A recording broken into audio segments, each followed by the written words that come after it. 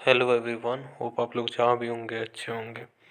तो आज की इस वीडियो में हम लोग बात करने वाले हैं दिल्ली यूनिवर्सिटी का एडमिशन प्रोसेस से रिलेटेड। और आपका इंफॉर्मेशन बुलेटिन फाइनली रिलीज हो चुका है और क्या खास है इस इंफॉर्मेशन बुलेटिन में वो हम लोग बात करने वाले हैं। कौन कौन सा डोमेन आपको लेना है, कैसे आपको एडमिशन लेना है, कोर्सेज में सीटें कितनी हैं और एलिजिबिलिटी आपका क्या रहने वाला है, किन किन गलतियों को आपको नहीं करना है जो दिल्ली यूनिवर्सिटी आपको मना करता है और आपका एडमिशन स्मूथली हो जाए। सब्जेक्ट मैपिंग में क्या गलती नहीं करना है वो हम बात करने वाले हैं।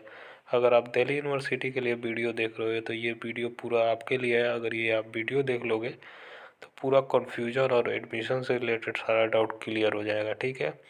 तो आपको बता दें सीयूईटी का एप्लीकेशन फॉर्म ऑलरेडी आ चुका है, वो डिटेल वीडियोस ऑलरेडी बना चुका हूँ। फॉर्म कैसे फिलअप करना है वो भी बना चुका हूँ। कैसे डोमेन सेलेक्ट करना है, वहाँ पे यूनिवर्सिटी को सिलेक्ट करना है वो भी मैं बता चुका हूँ। अगर नहीं देखा है तो पिछली वीडियोस में आप जाकर एक्सप्लोर करो चैनल को, वहाँ से मिल जाएगा, ठीक है।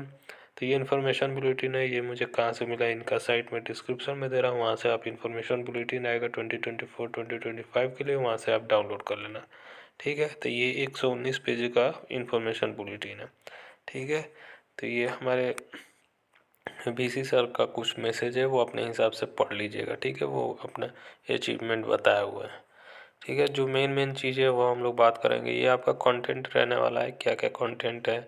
इम्पोर्टेंट लिंक है आपका अबाउट यूनिवर्सिटी, अबाउट आपको UGC undergraduate curriculum framework है, registration admission to UG, important point, disclaimer, structure of university, common entrance test, ठीक है। ये सारा चीज़ें आपको दिया गया है, ठीक है। तो मैं वन बाय वन सारा चीज़ों को बात कर लेता हूँ। सीयूईटी के लिए ये साइट पे जाना होगा। हाँ, आपको देख सकते हो HTTPS वाले साइट पे आपको जाकर वहाँ पे रजिस्ट्रेशन करना होगा, वो पहले मैं बता चुका हूँ, ठीक है। तो रेगुलेशन आपका क्या है ये समझ लीजिए। आपका रेगुलर स्टूडेंट के लिए और SOL भी है, इसके अंदर NC वेब भी है, ठीक है। तो रेगुलर के लिए बात करें तो आपको CUET में इंट्रेंस टेस्ट देना यानी अपीयर होना कंपलसरी है। जब तक CUET में अपीयर नहीं होगा तो आपको DU में एडमिशन नहीं मिलेगा। CUET में जब आपका एग्ज़ाम हो जाएगा उसके बाद DU का फॉर्म आता है, ठीक है। तो DU में भी सेपरेटली रजिस्ट्रेशन करना होगा, उसके लिए बाद में बात किया जाएगा। अभी जो चल रहा है उसको चलने दीजिए, ठीक है। आपको जो एडमिशन होगा CSAS के थ्रू होता है एडमिशन। 2024 का एक पोर्टल बनाया जाएगा, common seat allocation system.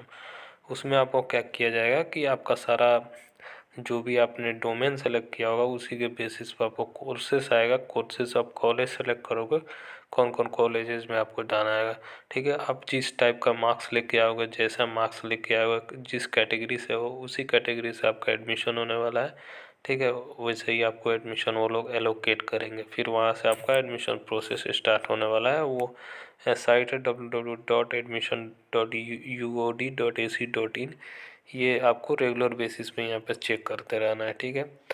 SOL में आपको पता है ये डिस्टेंस प्रोग्राम है, इसमें कोई इंट्रेंस नहीं देना होता है, ये डायरेक्ट आपका एडमिशन होगा। ये एडमिशन आपका CUET के बाद ही मेनली स्टार्ट होता है। और ये NC वेब है, ये NC वेब वोमेंस के लिए होता है, ठीक है। और फॉरेन नेशनल के लिए 10% सीटें रिजर्व रहता है, ठीक है। ये चीज़ आपकी क्लियर हो चुकी है।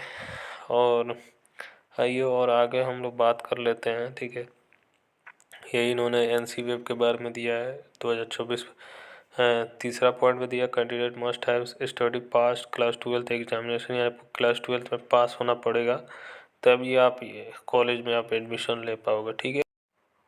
तो अभी हम लोग बात कर लेते हैं सबसे main point, structure of university, common university entrance test UG, ठीक है। इससे ये कुछ आपको कैसे आपको लैंग्वेजेस सेलेक्ट करना है और कौन कौन सा डोमेन स्पेसिफिक लेना है और कौन सा डोमेन आपको यहाँ पे दिया गया है, ठीक है। और आपको पहले बता दें डोमेन वही सेलेक्ट कीजिएगा CUET में जो क्लास 12 में पढ़े होंगे, ठीक है। आप कोई भी बैकग्राउंड से हो, लाइक अब अगर आप साइंस से हो, 12 साइंस से किया हो, अगर आपको BCom में लेना है एडमिशन, BCom ऑनर्स में, तो आपको वही सब्जेक्ट लीजिएगा जो क्लास 12 में पढ़े होंगे। ये ना कि आपको जो क्या बोलते हैं कि आप कॉमर्स का सब्जेक्ट ले लो और जब यूनिवर्सिटी का जब एप्लीकेशन खुलेगा वहाँ पे कोर्स मैपिंग में आपको छांट दिया जाएगा। तो ये ध्यान रखिएगा। अभी आप एप्लीकेशन तो भर सकते हो, कोई भी सब्जेक्ट डाल सकते हो, पर वहाँ पे आप चढ़ जाइएगा। तो इसीलिए जो सब्जेक्ट लीजिएगा क्लास 12 में पढ़े होइएगा, ठीक है। वो मैटर नहीं करता किस कोर्स में आप एडमिशन ले रहे हो, ठीक है। तो लैंग्वेजेस में सेक्शन 1A में आपको असमीज़, बंगाली, इंग्लिश, गुजराती, हिंदी, कन्नड़, मलयालम, मराठी, उड़िया, पंजाबी, तमिल, तेलुगु, उर्दू है।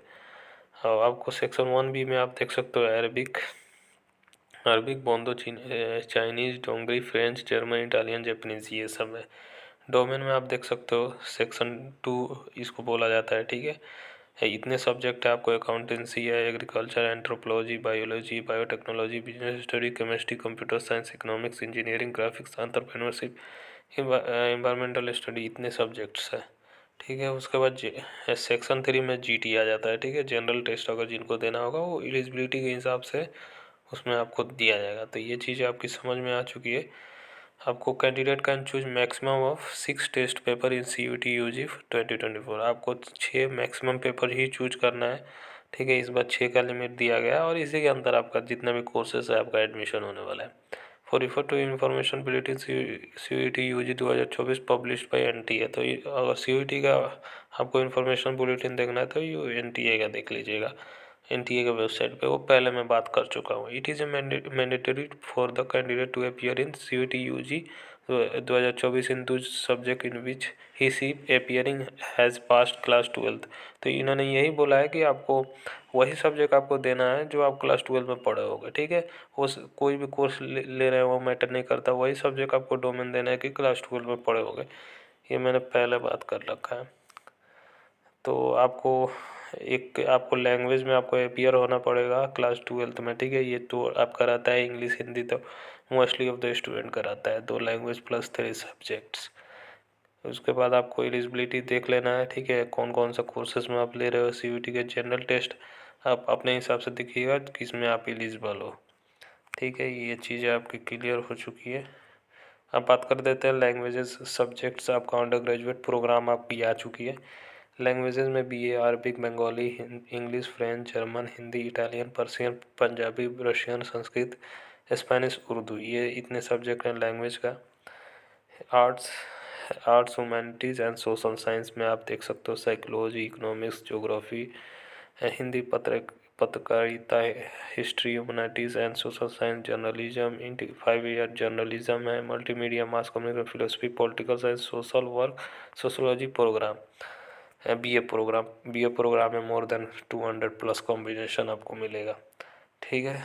और BSc का आप देख सकते हो, मतलब कोर्सेज़ का कॉम्बिनेशन काफ़ी ज़्यादा है। आप देख सकते हो BSc प्रोग्राम में आपको इतना कॉम्बिनेशन आपका है, ठीक है। आपको कॉमर्स एंड मैनेजमेंट में आपको BCom ऑनर्स, BCom प्रोग्राम भी मिलेगा। BBA, FIA, BA इकोनॉमिक्स भी मिलेगा और BMS जो काफ़ी डिमांडेबल कोर्सेज हैं। वोकेशनल में BVOC का कोर्सेस है आपका, देख सकते हो operation, health care, retail, IT, software development, vocational study. Music में आप देख सकते हो, एडुकेशन में आप देख सकते हो, फाइन आर्ट्स में देख सकते हो, ठीक है।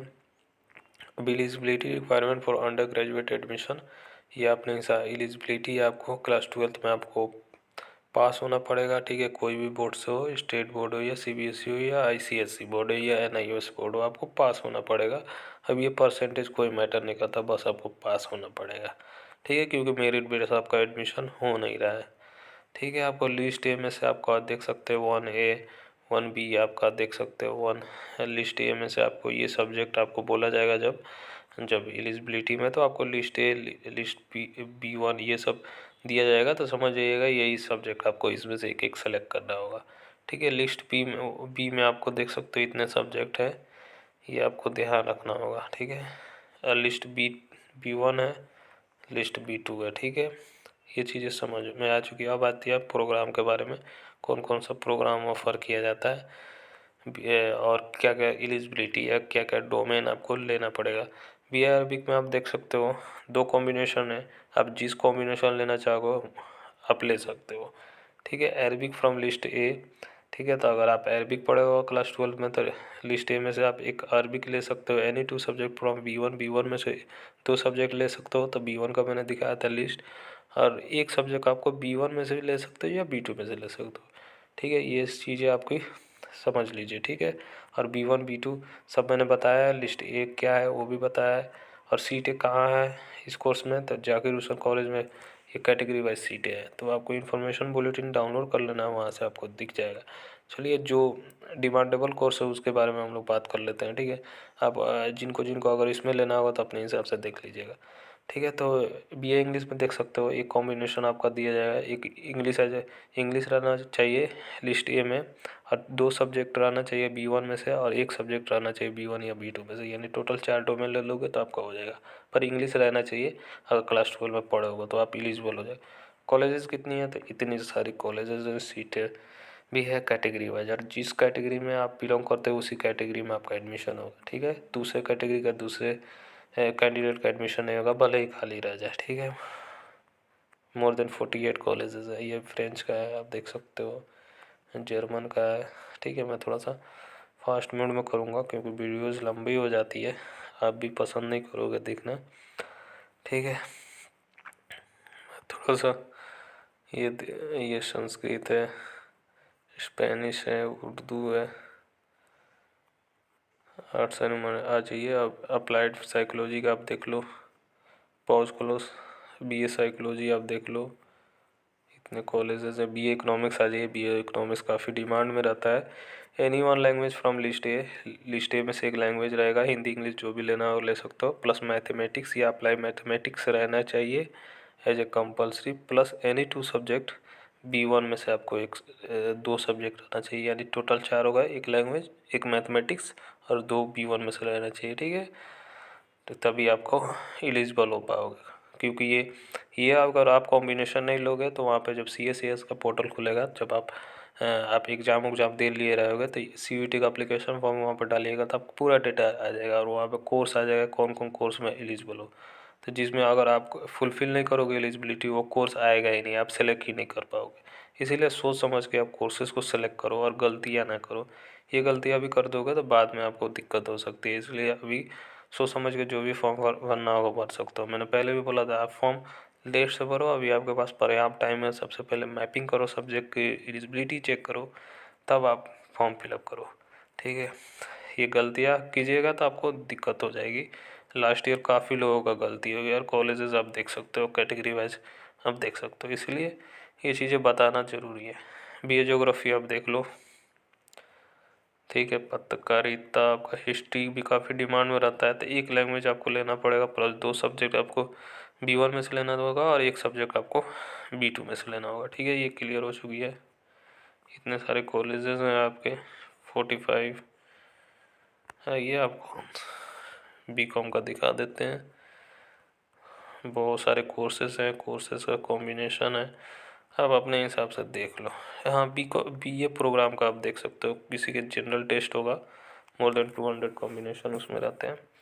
इसमें कुछ आप क्या कर सकते हो, एक लैंग्वेज लेके, एक आप 2 आप B1 में से ले सकते हो, और एक B1 या B2 में से ले सकते हो। और दूसरा कॉम्बिनेशन ये है कि एक लैंग्वेज ले लो, एक आपको B1 B2 में से भी ले लो, और एक आपको जैसे जनरल टेस्ट ले लो, आप आराम से एलिजिबल हो जाओगे। और सेम ये जो है एक एक तीनों का, ये सेम आपको BCom प्रोग्राम में भी है। तो अगर जिनको लेना है 3 सब्जेक्ट दे के भी आप एडमिशन DU में ले सकते हो, और इसमें सीटें बहुत ज़्यादा रहती हैं, और कॉम्बिनेशन मोर देन बहुत रहती हैं। तो आप BCom प्रोग्राम, BA प्रोग्राम में तो आप आसानी से एडमिशन ले सकते हो। इसका कॉम्बिनेशन का कट ऑफ भी कम जाता है, पर ऐसा नहीं है एकदम कम जाएगा, ठीक है। जो जो अच्छा कॉम्बिनेशन होगा उसका थोड़ा सा ज़्यादा जाता है। BSc का है, ठीक है। अभी हमको BCom का दिख रहा है, ठीक है। अपने हिसाब से आप देख लेना, क्योंकि बहुत लंबा चौड़ा आप भी समझ सकते हो।